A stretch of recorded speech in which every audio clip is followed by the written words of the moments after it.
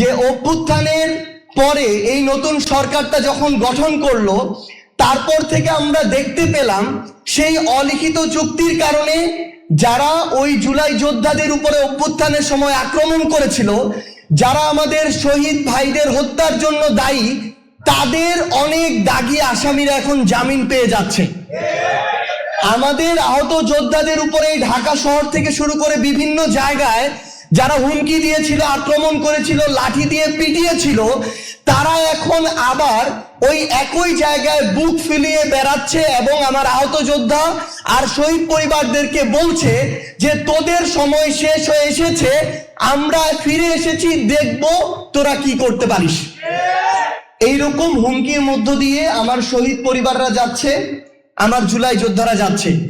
আমরা বিএনপিকে আহ্বান করব যে আপনারা যদি আপনাদের জায়গা থেকে মনে করেন যে আপনারা বিরোধী দলের কবর খুঁড়বেন, আবার নিজেরা সংসদীয় স্বৈরতন্ত্রের পথে হাঁটবেন, তাহলে মনে রাখবেন ওই কবরের আপনাদের জায়গাটা হবে সবার আগে। আরেকটা গুরুত্বপূর্ণ বিষয় হচ্ছে, দুঃখজনক হলে এটাই সত্য যে বিএনপি তাদের জায়গা থেকে ক্ষমতায় এসেছে আওয়ামী লীগের ভোটের মাধ্যমে। তাদের সাথে একটা আওয়ামী লীগের অলিখিত চুক্তি ছিল। আওয়ামী লীগের বিভিন্ন নেতাকর্মীরা, ইভেন শেখ হাসিনা পর্যন্ত দেশের বাইরে বসে এখন এই কথাগুলা বলে। তো এর মধ্য দিয়ে এখন সবচেয়ে বড় যে সমস্যাটা হয়েছে আমার জুলাইয়ের যোদ্ধাদের, শহীদ পরিবারদের, জুলাই সনদের 84টি বিষয় ছিল, এর মধ্যে বিএনপি দলগতভাবে নোট অফ ডিসেন্ট দিয়েছে 10টি বিষয়। ওই 10টি বিষয় হচ্ছে বাকি 74টা বিষয়ের চেয়ে বেশি গুরুত্বপূর্ণ এই রাষ্ট্রের জন্য, সংস্কারের জন্য, অগ্রগতির জন্য। অন্তর্বর্তীকালীন সরকারের 133টা অধ্যাদেশ, এর মধ্যে ইতিমধ্যেই 20টা বাতিল হয়ে গিয়েছে। এগুলো আর নতুন করে আইন করার কোনো সুযোগ নেই। বিএনপি যদি করে তাদের মতো করে করবে। এই বাংলাদেশের সংস্কারের জন্য যেই প্রতিষ্ঠানগুলো বাংলাদেশের আওয়ামী লীগ ধ্বংস করে গিয়েছিল, সেগুলোর স্বাধীনতার জন্য এই 20টা অধ্যাদেশ বাকি 113টা অধ্যাদেশের চেয়েও বেশি গুরুত্বপূর্ণ ছিল। তার মানে শুধুমাত্র একটা অভ্যুত্থানের প্রেক্ষাপটের পূর্বে এবং পরে বিএনপি, জনাব তারেক রহমান কিংবা তাদের নির্যাতিত নেতাকর্মীরা বাংলাদেশের যে সংস্কারগুলো চাইতো, যেই প্রতিষ্ঠানগুলো দ্বারা তারা জুলুমের শিকার হয়েছিল, যেই প্রতিষ্ঠানগুলোকে তারা স্বাধীন সার্বভৌমভাবে চলার আকাঙ্ক্ষা পোষণ করেছিল, তারা ক্ষমতায় আসতে না আসতে ওই প্রতিষ্ঠানগুলোকে আবার তাদের মতো করে চালাতে চায়। ওই প্রতিষ্ঠানে আবার সরকারি দলের ছড়ি ঘুরাতে চায়। এ কারণেই তারা গুম অধ্যাদেশ বাতিল করেছে, দুর্নীতি দমন কমিশন অধ্যাদেশ বাতিল করেছে, মানবাধিকার অধ্যাদেশ বাতিল করেছে, বিচার বিভাগের স্বাধীনতার অধ্যাদেশ বাতিল করেছে।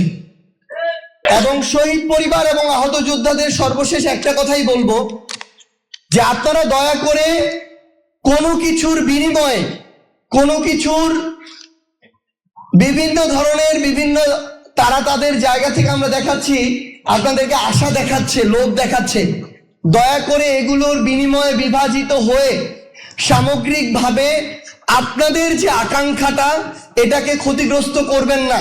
কারণ এই আকাঙ্ক্ষা যদি ক্ষতিগ্রস্ত হয়, বাংলাদেশ ক্ষতিগ্রস্ত হবে, আর বাংলাদেশ ক্ষতিগ্রস্ত হলে আপনিও বাংলাদেশের অংশ, আপনিও এটা হবেন। আমরা আপনাদেরকে কোনো দলের ব্যানারে দেখতে চাই না। আমরা চাই সকল শহীদ পরিবার এবং আহত যোদ্ধারা একসাথে যে আকাঙ্ক্ষা নিয়ে আপনাদের পরিবারের মানুষগুলো জীবন দিয়েছে, আপনারা ওই আকাঙ্ক্ষার পক্ষে থাকুন।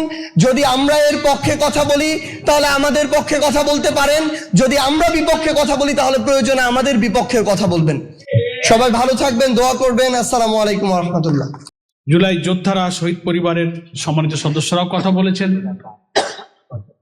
ত্রয়োদশ জাতীয় নির্বাচন উত্তর পরিস্থিতিতে জাতীয় সংসদে রাজনীতির যে নতুন সংকট বিএনপি তৈরি করেছে, তা নিয়ে জুলাই যোদ্ধাদের অভিব্যক্তি, পরামর্শ, মতামত, আবেগটা জানা এবং 11 দলীয় ঐক্যের নেতৃবৃন্দের মতামতের ভিত্তিতে সামনের দিনের করিডোর নির্ধারণের জন্যই গত 7 তারিখে 11 দলের শীর্ষ নেতাদের বৈঠকেই সিদ্ধান্ত হয়েছিল যে যারা এই বাংলাদেশের জন্য রক্ত দিল, যাদের রক্তে ভেজা এই ইতিহাস জুলাই সনদকে বিএনপি পার্লামেন্টে অস্বীকার করে, সংবিধান সংস্কার পরিষদকে অস্বীকার করছে, গণভোটকে অস্বীকার করছে, সবকিছুকে অস্বীকার করে জাতির সাথে যে দ্বিচারিতা করলো, সেক্ষেত্রে সামনের করণীয়ের জন্য আমরা তাদের মতামতটা আমরা শুনব। আমি শুকরিয়া জানাই, মোবারকবাদ জানাই, আপনারা কষ্ট করে অসুস্থ অবস্থায় নানান শোকে যেমন ভারাক্রান্ত, আপনাদের রক্ত আত্মত্যাগের মধ্য দিয়ে যে বাংলাদেশ আপনারা চেয়েছিলেন, আমরা চেয়েছিলাম, একদিকে ত্যাগ, রক্ত, জীবন দেওয়ার যে ভার, কষ্টের ভার, সেখানে আপনারা আক্রান্ত, আবার স্বপ্ন পূরণ না হওয়ার ভারেও কিন্তু আপনারা আজকে আক্রান্ত, আমরা আক্রান্ত। আমরা আজকে মত বিনিময়ে অনেক কথাই আপনাদের কাছ থেকে পেলাম। এখন আমাদের পার্লামেন্টে যারা লড়াই করছেন, রাজপথে লড়াইয়ের জন্য যারা দৃষ্টিভঙ্গি দিয়েছেন, তাদের বক্তব্য শোনার জন্যই মূলত আপনারা অপেক্ষা করছেন। আমি আর বক্তব্য না বাড়িয়ে বাংলাদেশ জামাত ইসলামীর পক্ষ থেকে আপনাদের সকলকে আন্তরিক মোবারকবাদ জানাই, যারা কষ্ট করে এই মত বিনিময় সভায় এসে 11 দলকে আপনারা কৃতজ্ঞতা ভাষায় আবদ্ধ করেছেন। আহতদের জন্য তাদের আশু সুস্থতা এবং আরোগ্য কামনা করছি। যারা জীবন দিয়ে চলে গেছেন, জান্নাতে তাদের উচ্চ মাকাম কামনা করছি। শহীদদের স্বজনদের আল্লাহ তাআলা ধৈর্য ধারণ করার তৌফিক দান করুন, এই দোয়া করে আমি আমার বক্তব্য শেষ করছি। আমার তৌফিক ইল্লা বিল্লাহ। সালামু আলাইকুম। 2006 সাল থেকে আমরা বিএনপির সাথে বাংলাদেশ লেবার পার্টি আন্দোলন সংগ্রামে ছিলাম। আমাদের সেই 4 দলীয় জোটের পরে আমাদের শীর্ষ নেতাদের মধ্যে নিজামী ভাইকে ফাঁসি দেওয়া হয়েছে, বেগম খালেদা জিয়াকে গ্রেপ্তার করে বিনা চিকিৎসায় হত্যা করা হয়েছে, এবং আমি মতিঝিলের শাপলা চত্বরে যুবলীগের সন্ত্রাসীরা আমাকে নির্মমভাবে, বর্বরোচিতভাবে যেভাবে হত্যার উদ্দেশ্যে হামলা করেছিল, আমার পুরো পিঠ সাদা। লক্ষ লক্ষ মামলা দিয়েছিল আওয়ামী লীগ, গুম করেছে, খুন করেছে, আয়নাঘর করেছে।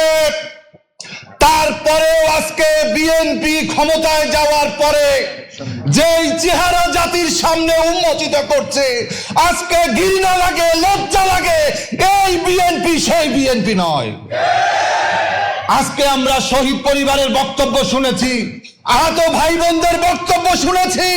তারা কোনো পয়সা চায় নাই, তারা কোনো টাকা চায় নাই, তারা চাকরি চায় নাই, তারা শুধুমাত্র চেয়েছে যে শহীদদের বিচার করতে হবে, বাংলাদেশে যেন কোনো ফ্যাসিবাদ তৈরি না হয়, এজন্য জুলাই সনদকে বাস্তবায়ন করতে হবে। আজকে 50% ভোট পেয়ে বিএনপি বলেছে তারা ক্ষমতায় গেছে, আর 70% ভোট পেয়েছে গণভোট। আজকে বিএনপি যদি 70% ভোট যদি মেনে না নেয়, আমরা 50% ভোটকেও মেনে নেব না, আমরা এই সরকারকে মেনে নেব না। রাজপথে সমাধান হবে, আপনারা সবাই থাকবেন তো ইনশাআল্লাহ। আন্দোলনের মাধ্যমে আমরা জুলাই সনদকে বাস্তবায়ন করে ছাড়বো ইনশাআল্লাহ। আল্লাহ হাফেজ। বাংলাদেশ জিন্দাবাদ, বাংলাদেশ লেবার পার্টি জিন্দাবাদ।